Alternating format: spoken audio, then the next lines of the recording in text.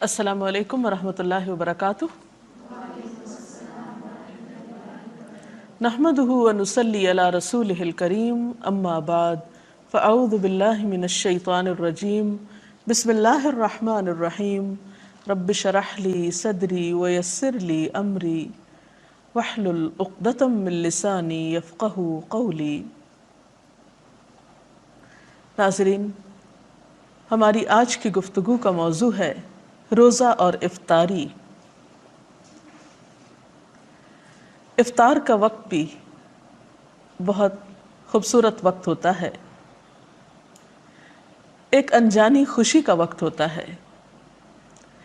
نبی اکرم صلی اللہ علیہ وسلم نے اس کے بارے میں فرمایا، للصائم فرحتان یفرحہما اذا افطر فرح واذا لقی ربہ فرح بصومہ۔ آپ صلی اللہ علیہ وسلم نے فرمایا، روزے دار کے لیے خوشی کے دو موقع ہیں جن میں وہ خوش ہوتا ہے۔ جب وہ روزہ افطار کرتا ہے تو اب خوش ہوتا ہے، اور جب وہ اپنے رب سے ملاقات کرے گا تو اپنے روزے سے خوش ہوگا، یعنی اس کا اجر و ثواب سامنے پا کر۔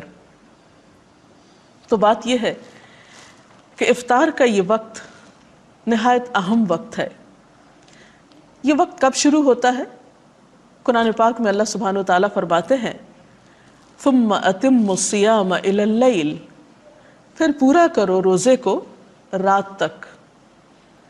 گویا جب رات کا آغاز ہو جائے، رات شروع ہو جائے، سورج غروب ہو جائے تو وہ روزے دار کے روزے افطار کرنے کا وقت ہوتا ہے۔ غروب آفتاب روزہ افطار کرنے کی شرط ہے، اس سے پہلے روزہ افطار نہیں کیا جا سکتا۔ بخاری اور مسلم کی ایک روایت کے مطابق قال رسول اللہ صلی اللہ علیہ وسلم، اذا اقبل اللیل من ہاہنا وادبر النہار من ہاہنا وغربت الشمس فقد افطر الصائم۔ آپ صلی اللہ علیہ وسلم نے فرمایا، جب رات آ جائے، دن چلا جائے اور سورج غروب ہو جائے تو روزہ دار روزہ کھول لے۔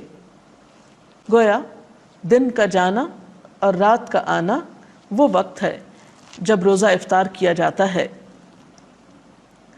یہ بھی یاد رہے کہ روزہ افطار کرنے میں جلدی کرنا مسنون ہے۔ گویا سورج کے غروب ہونے کے فوراً بعد روزہ کھول لینا چاہیے۔ حضرت انس رضی اللہ تعالی عنہ فرماتے ہیں کہ ان النبی صلی اللہ علیہ وسلم لم یکن لیصلی المغرب حتی یفطر ولو علی شربۃ ماء، کہ آپ صلی اللہ علیہ وسلم افطار کیے بغیر مغرب کی نماز نہیں پڑھتے تھے، چاہے ایک گھونٹ پانی سے افطار کرتے۔ گویا اس سے یہ بھی پتہ چلتا ہے کہ افطار کا وقت مغرب کی نماز سے پہلے کا ہے، یعنی نماز نہیں پڑھنی چاہیے جب تک کہ افطاری نہ کر لی جائے۔ حضرت سہل بن سعد سے روایت ہے کہ رسول اللہ صلی اللہ علیہ وسلم نے فرمایا، لوگ برابر بھلائی پر رہیں گے جب تک کہ روزہ کھولنے میں جلدی کریں گے۔ جیسا کہ سحری کے بارے میں گفتگو کرتے ہوئے آپ کو بتایا گیا تھا کہ بہت جلدی سحری کرنے کی بنسبت تاخیر سے سحری کرنا لیکن وقت کے اندر زیادہ افضل ہے۔ اسی طرح افطار میں بھی بہت تاخیر نہیں کرنی چاہیے کہ مثلاً رات کا جب بہت اندھیرا ہو جائے، عشاء کی نماز کا وقت ہو جائے تو ایک شخص سمجھے کہ اب افطار کرنا زیادہ ثواب کا باعث ہے کیونکہ میں نے سب لوگوں سے 1-1.5 گھنٹہ زیادہ لمبا روزہ رکھا ہے اور دیر سے کھایا پیا ہے، تو ایسا کرنا کچھ ثواب کا باعث نہ ہوگا بلکہ الٹا سنت رسول صلی اللہ علیہ وسلم کی مخالفت ہوگی۔ تو آپ نے فرمایا کہ لوگ بھلائی پر رہیں گے جب تک کہ افطار میں جلدی کریں گے، گویا اعتدال میں رہیں گے۔ تو اس سے یہ پتہ چلتا ہے کہ ہمارا دین ہمیں ہر معاملے میں اعتدال کا سبق دیتا ہے، انتہا پسندی ہمارے دین کا حصہ نہیں ہے۔ پھر اسی طرح ہم دیکھتے ہیں کہ آپ صلی اللہ علیہ وسلم نے فرمایا، حضرت انس رضی اللہ تعالیٰ عنہ سے روایت ہے، اور آپ جانتے ہیں کہ حضرت انس رضی اللہ تعالیٰ عنہ حضور اکرم صلی اللہ علیہ وسلم کی خدمت میں 10 سال تک رہے۔ وہ کہتے ہیں کہ آپ صلی اللہ علیہ وسلم نماز مغرب سے پہلے تازہ کھجوروں سے روزہ افطار فرماتے، اگر تازہ کھجوریں نہ ہوتی تو خشک کھجوروں سے افطار فرماتے، اگر خشک کھجوریں نہ ہوتی تو چند گھونٹ پانی سے ہی افطار فرما لیتے۔ تو اس سے پتہ چلتا ہے کہ دوسری چیزوں کی نسبت کھجور سے روزہ افطار کرنا آپ کو زیادہ پسند تھا، گویا آپ کی سنت اور آپ کی پسندیدہ چیز کھجور سے روزہ افطار کرنا ہے، اور کھجوروں میں بھی تازہ کھجور۔ لیکن ضروری نہیں کہ ہر شخص کے پاس کھجوریں ہوں، اور یہ بھی ضروری نہیں کہ تازہ کھجوریں ہوں۔ تو اگر میسر ہو، ممکن ہو، تو ایسا کرنا زیادہ بہتر ہے، اور اگر یہ چیز میسر نہ ہو تو اس کے بعد پانی پینا زیادہ بہتر ہے، کیونکہ پانی پاک کرنے والی چیز ہے۔ افطاری کے سلسلے میں ایک اور بات کا ہم سب کو خیال رکھنا چاہیے کہ یہ وقت بھی دعاؤں کی قبولیت کا وقت ہے۔ جیسا سحری کے سلسلے میں آپ کو بتایا گیا تھا کہ وہ وقت ذکر الہی کا وقت ہے، دعاؤں کی قبولیت کا وقت ہے، اسی طرح افطار کا وقت بھی دعاؤں کی قبولیت کا وقت ہے۔ اس سلسلے میں ہم دیکھتے ہیں کہ آپ صلی اللہ علیہ وسلم نے فرمایا، ثلاث دعوات لا ترد، دعوت الوالد ودعوت الصائم ودعوت المسافر، کہ 3 آدمیوں کی دعا رد نہیں کی جاتی، باپ کی دعا، روزہ دار کی دعا اور مسافر کی دعا۔ تو گیا انسان ان تینوں حالتوں سے فائدہ اٹھا سکتا ہے۔ والدین کو اپنے بچوں کے لیے خصوصی دعائیں کرنی چاہیے، اسی طرح روزہ دار افطار کے وقت خاص طور پر دعا کرے، دن میں بھی دعا کر سکتا ہے لیکن خصوصاً افطار کے وقت، اور اسی طرح مسافر بھی عام دنوں کی نسبت سفر کی حالت میں اللہ تعالیٰ کے زیادہ قریب ہوتا ہے، اس لیے اس کو اس موقع سے بھی فائدہ اٹھانا چاہیے۔ افطاری کے لیے آپ صلی اللہ علیہ وسلم نے خود بھی دعا سکھائی ہے۔ عن ابن عمر قال كان النبي صلی اللہ علیہ وسلم اذا افطر قال ذهب الظمأ وابتلت العروق وثبت الاجر ان شاء اللہ، جس کا ترجمہ ہے پیاس ختم ہو گئی، رگیں تر ہو گئیں اور روزے کا ثواب پکا ہو گیا انشاءاللہ۔ اسی طرح افطار کی کچھ اور دعائیں بھی آپ نے سکھائیں۔ حضرت معاذ بن زہرہ سے روایت ہے کہ نبی صلی اللہ علیہ وسلم جب روزہ افطار کرتے تو فرماتے، اللہم لک صمت وعلی رزقک افطرت۔ اس کا ترجمہ ہے، اے اللہ تیرے ہی لیے میں نے روزہ رکھا اور تیرے ہی رزق پر میں نے افطار کیا۔ جیسا کہ آپ جانتے ہیں کہ افطار کرنا اور افطار میں جلدی کرنا بابرکت ہے، اسی طرح افطاری کے وقت بھی دوسروں کی غم گساری اور دوسروں کی دلجوئی اور دوسروں کے حقوق کا لحاظ رکھنا بہت ضروری ہے۔ اسی لیے ہم دیکھتے ہیں کہ نبی اکرم صلی اللہ علیہ وسلم نے دوسروں کا روزہ افطار کرنے کی بھی ترغیب دلائی ہے۔ حدیث میں آتا ہے کہ جس نے روزہ دار کو روزہ افطار کرایا اسے بھی اتنا ہی اجر ملے گا جتنا اجر روزہ دار کے لیے ہوگا، اور روزہ دار کے اجر سے کوئی چیز کم نہ کی جائے گی۔ تو اس سے پتہ چلتا ہے کہ اگر ایک انسان دوسروں کے روزے افطار کرانے کا اہتمام کرتا ہے تو وہ ایک بہت بڑے اجر کو سمیٹتا ہے۔ اور اس میں بھی پھر بات یہ ہے کہ کس چیز سے کسی کا روزہ افطار کرایا جائے۔ کیا اس کے لیے ضروری ہے کہ ایک بہت بڑی افطار پارٹی کا ہی اہتمام کیا جائے، یا ایک دیگ ہی پکائی جائے، یا کوئی خاص قسم کا اہتمام ہو؟ نہیں، یہ ثواب ہر وہ شخص پا سکتا ہے کہ جو لسی کا ایک گھونٹ یا ایک کھجور یا پانی کا ایک گھونٹ پلا کر ہی کسی کا روزہ افطار کراتا ہے، اس کو بھی یہ سارا اجر و ثواب حاصل ہوتا ہے۔ اب روزہ افطار کرنے والے کو ایک اور ادب اور اخلاق یہ سکھایا گیا۔ اب آپ دیکھیے کہ روزہ افطار کرانے والے نے تو یہ اجر پا لیا، لیکن جو شخص روزہ افطار کر رہا ہے اسے جواب میں کیا رویہ اختیار کرنا چاہیے؟ اسے بھی ایک ادب اور اخلاق سکھایا گیا کہ وہ افطار کرانے والے کے لیے دعا کرے، اور وہ دعا بھی آپ صلی اللہ علیہ وسلم نے خود سکھا دی۔ عن انس قال كان رسول الله صلی اللہ علیہ وسلم اذا افطر عند قوم قال افطر عندكم الصائمون واكل طعامكم الابرار وتنزلت عليكم الملائکہ۔ حضرت انس روایت کرتے ہیں کہ نبی صلی اللہ علیہ وسلم جب کسی کے ہاں روزہ افطار فرماتے تو ان کو یہ دعا دیا کرتے تھے: افطر عندکم الصائمون واکل طعامکم الابرار وتنزلت علیکم الملائکہ، جس کا ترجمہ ہے روزہ دار تمہارے ہاں روزہ افطار کرتے رہیں، نیک لوگ تمہارا کھانا کھاتے رہیں اور فرشتے تمہارے ہاں نازل ہوتے رہیں۔ تو گویا اس سے یہ پتہ چلتا ہے کہ اس موقع پر دوسرے کا دل خوش کرنا اور اس کے لیے اچھی اچھی دعائیں کرنا ایک بہترین عمل ہے۔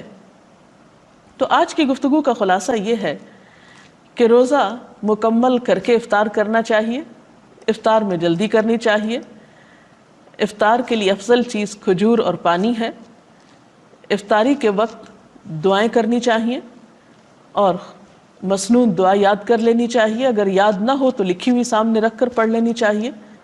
اسی طرح دوسروں کا روزہ افطار کرانے کا بھی اہتمام کرنا چاہیے، لیکن اس معاملے میں بھی اعتدال کی ضرورت ہے۔ ایسا نہ ہو کہ اس اہتمام میں پڑھ کر انسان اپنی مغرب کی نماز بھی کھو دے یا تراویح کے لیے ہمت ہار بیٹھے۔ ہمارا دین اعتدال کا دین ہے، اس میں ایک طرف اللہ کے حقوق ہیں اور دوسری طرف بندوں کے ہیں، اور دونوں ہی اپنی جگہ بہت اہم ہیں۔ اگر اس سلسلے میں آپ کا کوئی سوال ہو تو آپ کر سکتے ہیں۔ ابھی ہم نے آپ کی گفتگو میں سنا کہ افطاری کا وقت جو ہے وہ دعاؤں کی قبولیت کا ٹائم ہے، لیکن عام طور پہ ہمارے گھرانوں میں دیکھا گیا ہے کہ اس وقت افطاری کی تیاری میں زیادہ دھیان ہوتا ہے اور دعاؤں کی طرف جو ہے وہ دھیان کم ہوتا ہے۔ تو اس چیز کو کیسے امپروو کیا جا سکتا ہے؟ جی شکریہ۔ افطار کا وقت سحری کے وقت کی طرح ایک بہت بہترین وقت ہوتا ہے، دعاؤں کی قبولیت کا وقت ہوتا ہے، اور عام طور پر دیکھا گیا ہے کہ افطاری کی تیاری میں اتنا وقت لگ جاتا ہے کہ دعا کرنا بھی بھول جاتے ہیں، اور آخری وقت تک کچھ نہ کچھ پکایا جاتا رہتا ہے یا لگایا جاتا ہے، اور اسی میں سارا وقت گزر جاتا ہے۔ اس سلسلے میں بات یہ کہ ایک تو اوور ایٹنگ روزے کے سارے مقصد کو ختم کر دیتی ہے، پھر بعض اوقات طبیعت میں اتنی گرانی ہوتی ہے کہ اس کے بعد نماز جو ہے وہ ایک بہت بوجھل اور مشکل کام محسوس ہوتا ہے، پھر اسی طرح اسراف بھی ہوتا ہے۔ تو اس میں بھی اعتدال کی ضرورت ہے۔ انسان افطاری کی تیاری میں اگر جلدی کرے اور آخری وقت یعنی روزہ افطار کرنے سے پہلے کے کچھ لمحات جو ہیں وہ تمام کاموں کو چھوڑ کر خصوصی طور پر دعائیں کرنے میں گزارے تو یہ ایک بہت بہترین عمل ہوگا۔ ہم میں سے ہر شخص محتاج ہے، ہر شخص کسی نہ کسی مشکل کا شکار ہے۔ ہم بعض اوقات دوسروں سے کہتے ہیں کہ آپ ہمارے لیے دعا کریں، وہ بھی ایک اچھی بات ہے، کروا سکتے ہیں دوسروں سے دعا، لیکن جب ہمارے اپنے پاس ایک وقت ہوتا ہے دعا کرنے کا، ہمیں اللہ تعالیٰ خود موقع دے رہے ہیں، اور انسان خود اپنے لیے جیسی دعا کر سکتا ہے سنجیدگی کے ساتھ، اخلاص کے ساتھ، آہوزاری کے ساتھ، وہ کوئی دوسرا کیسے کر سکتا ہے؟ اور پھر جب اللہ تعالیٰ ہمیں ایسے مواقع دے رہے ہیں کہ جب وہ خود بتاتے ہیں کہ یہ قبولیت کا وقت ہے، مانگو مجھ سے، ان مواقع کو بھی ہم ادھر ادھر کی چیزوں میں گنوا دیتے ہیں، تو یہ ہمارے لیے باعث حسرت ہو سکتا ہے۔ اس لیے ان اوقات کو آپ بہترین طریقے سے استعمال کریں۔ مثلاً آپ کیا کریں کہ اگر آپ کسی کے ہاں افطار کر رہے ہیں یا اپنے گھر میں افطار کر رہے ہیں تو افطاری سے پہلے جو بھی میسر ہو وہ قریب رکھ لیا جائے، اور پھر یکسو ہو کر اللہ تعالیٰ سے مناجات کی جائیں، ذکر کیا جائے، دعا کی جائے، اور پھر جب وقت آ جائے تو اس وقت افطار کر لی جائے، اور پھر نماز مغرب میں جلدی کی جائے۔ ایسا نہ ہو کہ ہم افطار کرنے میں اتنی تاخیر کریں کہ نماز کا وقت بہت لیٹ ہو جائے، کیونکہ نماز کا افضل وقت زیادہ بہتر ہے نماز کی ادائیگی کے لیے اجر و ثواب کے اعتبار سے، تو اس کا اہتمام بھی رہے۔ اور پھر بعد میں اگر کھانا کھا رہے ہیں تو اتنا زیادہ پیٹ بھر کے کھانا نہ کھائیں کہ عشاء کی نماز اور تراویح میں مشکل ہو۔ تو ان چند باتوں کا دھیان رکھنا بے حد ضروری ہے۔ السلام علیکم۔ میرا آپ سے سوال ہے کہ بادلوں کی وجہ سے کبھی کبھی سورج چھپ جاتا ہے، ایسا لگتا ہے جیسے غروب ہو گیا ہے، اور ہم اگر روزہ کھول لیتے ہیں تو کیا وہ ہو جائے گا؟ وقت سے پہلے روزہ افطار کر لیا جائے تو اس سے روزہ نہیں ہوتا، اس روزے کو آپ کو دہرانا ہوگا۔ کوئی اور سوال؟ افطار پارٹی کے متعلق قرآن کی روشنی میں کیا دلیل ہے؟ اس میں کوئی شک نہیں کہ مل کر کھانے میں برکت ہوتی ہے، یا افطار کے موقع پر آپ خود افطار اکیلے کرنے کی بجائے کسی دوسرے کو بھی شریک کر سکتے ہیں، دوستوں کو، عزیزوں کو، رشتہ داروں کو، لیکن عام طور پر اس میں بھی ہم حد اعتدال سے بڑھ جاتے ہیں۔ بعض اوقات صرف امیر لوگوں کو اس میں دعوت دیتے ہیں، یا صرف اپنے خاندان کے چند مخصوص لوگوں کو دعوت دیتے ہیں، اور غریبوں کو اس موقع پر بھلا دیا جاتا ہے، جبکہ رمضان کا مہینہ تو ہے ہی شہر المواسات، ایک دوسرے کی غم گساری کرنے کا مہینہ ہے، ایک دوسرے کی ہمدردی کا مہینہ ہے۔ تو اس معاملے میں جہاں آپ اپنے رشتہ داروں کو یاد رکھیں، دوستوں کو یاد رکھیں، اپنے ساتھ کام کاج میں شریک لوگوں کو یاد رکھیں، یا کسی بھی طرح جاننے والوں کو، وہاں ان لوگوں کو بھی ضرور یاد رکھیں کہ جو نہ آپ کے رشتہ دار ہیں، نہ دوست ہیں، نہ تعلق دار ہیں، لیکن وہ آپ کی افطار کے کہیں زیادہ مستحق ہیں، اور ان کے دل سے نکلی ہوئی دعائیں آپ کے لیے کہیں زیادہ فائدہ مند ہو سکتی ہیں۔ تو اس معاملے میں بھی ہمیں دیکھنا چاہیے۔ حضرت ابراہیم علیہ السلام اپنے کھانے میں ضرور کسی کو شریک کیا کرتے تھے، انبیاء کی سنت یہی ہے۔ آپ صلی اللہ علیہ وسلم بھی اس معاملے میں دوسروں کا خیال رکھا کرتے تھے۔ تو افطار پارٹی کی جا سکتی ہے، لیکن حد اعتدال کے اندر، جس سے دوسرے فرائض متاثر نہ ہوں۔ صحابہ کرام کا عام طور پر رجحان یہ ہوتا تھا کہ رمضان میں ایک دوسرے سے اجنبی ہو جایا کرتے تھے، تاکہ زیادہ سے زیادہ وقت ان کو عبادت کے لیے مل سکے۔ تو اگر ہماری عبادات پر اثر نہ پڑے اور ہماری روحانیت متاثر نہ ہو تو میل جول میں حرج نہیں ہے۔ اس کے ساتھ ہی ہمارے آج کے پروگرام کا وقت ختم ہوا چاہتا ہے۔ کل تک کے لیے اجازت چاہتے ہیں۔ اللہ حافظ۔